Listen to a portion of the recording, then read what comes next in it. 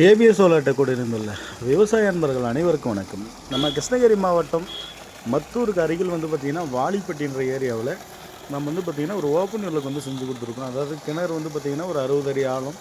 Motor Aditya motor refer பண்ணி கொடுத்துருக்குறோம். Panel பார்த்திங்கன்னா 500ல் ஒரு 12 பேனல் போட்டிருக்குறோம்.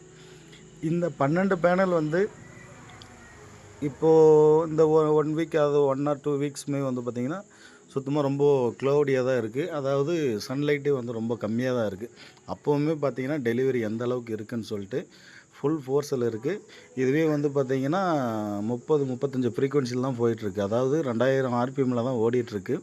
ஆனால் இன்னும் ஒரு 800 ஆர்பிஎம் ஃப்ரீயாகவே இருக்குது. இன்னும் அந்த 800 ஆர்பிஎம் ஓடிச்சுன்னா இன்னும் ஃபுல் ப்ரெஷர் கிடைக்கும். நம்ம ஏன் இந்த மாதிரி டபுள் சைடு கிளாஸ் இருக்கிற பேனல் போடுறோம் அப்படின்னா, நமக்கு இந்த மாதிரி டல்லாக இருக்கும்போதும் ஓடிட்டுருக்கணும் அப்படின்ற ஒரு கான்செப்ட்டுக்காக தான், வேறு ஒன்றும் கிடையாது.